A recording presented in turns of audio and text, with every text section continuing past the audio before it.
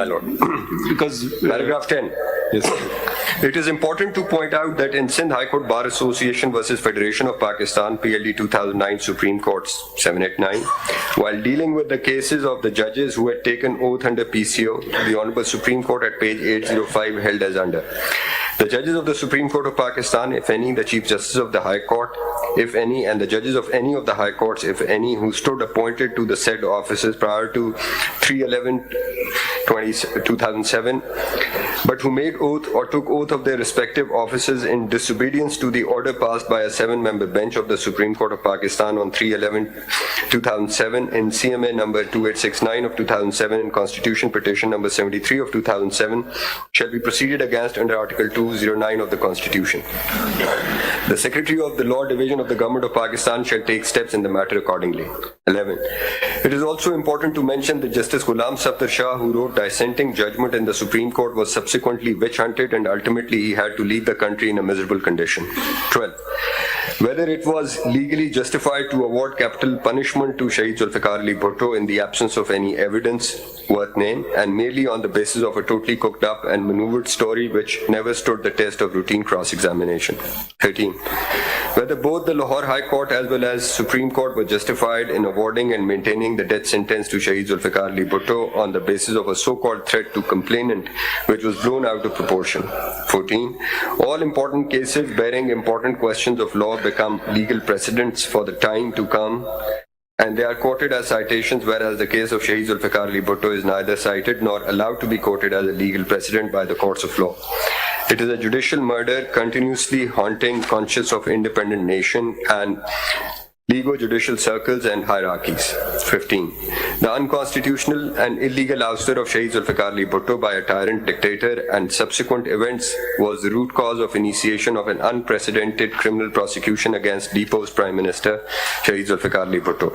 It is a matter of record which has been evidenced through the public statements of the cronies of tyrant dictator that he wanted to get rid of Qaeda-e-Awam by all means.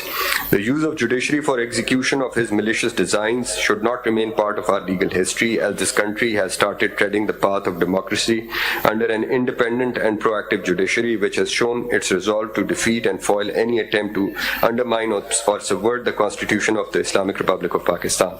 16. Was it not legal duty of the regime to conduct an independent and fair judicial inquiry into the incident before starting criminal prosecution against Shahid Zulfikar Ali Bhutto? 17. Was it safe administration of justice to award capital punishment to an accused of conspiracy for murder against whom the essential ingredients of conspiracy were not proved through reliable evidence? 18. Whether justice can be seen to have been done in this case while the appellant was deprived of his right of appeal before the High Court, being tried directly by the High Court. 19. Had he been tried by a sessions court, the trial judge would have been legally bound to follow the case law developed up to the time of trial, whereas the High Court ignored the same altogether. In this case, up to the time of trial and conviction, there was absolutely no precedent of conviction and sentence of capital punishment on the testimony of a prover. Neither in the judicial history of this country, murder trial of an accused was conducted by the High Court in its original jurisdiction, thereby denying the accused a valuable right of appeal before the High Court. The trial in this case was akin to the trial of Bhagat Singh, who too was tried, convicted and sentenced in Lahore on the testimony of a prover. 20. The judgment is per inquirium. According to Black's Law Dictionary, a judicial decision wrongly made is termed as per inquirium. The very fact that 3 honorable judges, Mr. Justice Ghulam Safdar Shah, Mr. Justice Dura Patel, and Mr. Justice Muhammad Halim, out of 7 gave a dissenting view, whereas 4 handpicked judges acted under the dictates of tyrant dictator, which makes it imperative for the Supreme Court of Pakistan to re-examine the law on the point of a prover and criminal conspiracy. 11. 21. It has been ruled by the Honorable Supreme Court of Pakistan in the case of Federation of Pakistan and others versus Mian Mohammad Nawaz Sharif, PLD 2009, Supreme Court 284 as below. Law is not a static object. It has to cope with the modern ideas and concepts and the disputes coming before the court for resolution, as the society with its environmental setup is continuously progressing. Law as well as its remedies are also changing with passage of time. 22. The question of bias needs to be revisited by the Supreme Court of Pakistan in the light of its judgment in the case of Asif Ali Zardari versus the State, clearly 2001 Supreme Court 685. 23. It was a split judgment of 4 versus 3. 4 convicting judges, that is Mr. Justice Sheikh Anwarul Haq, Chief Justice, Mr. Justice Muhammad Akram, Mr.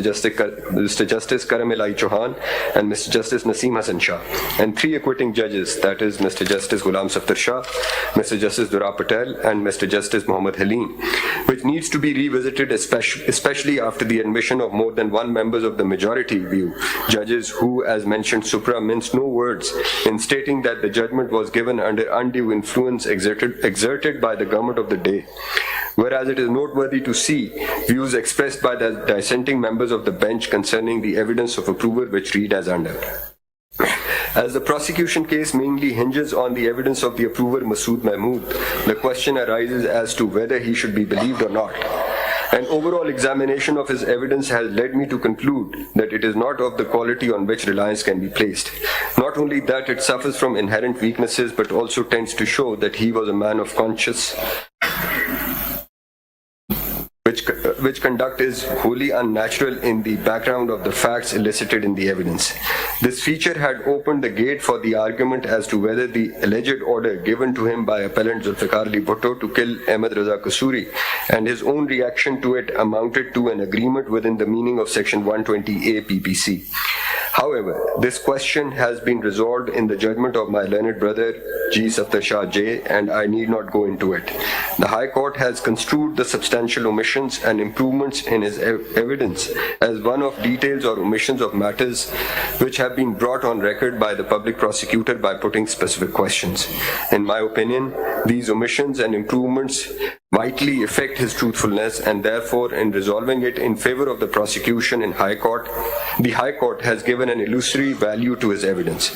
If I may say so with respect, this was wholly unjustified. For the benefit of doubt in the evidence must in law go to the accused, as that is the elementary principle of criminal jurisprudence. 24. Accused is entitled to fair trial. Justice rushed is justice crushed. No murder case in Pakistan right from the independence of Pakistan to date has finally been decided in such a short span of time as in the referred case.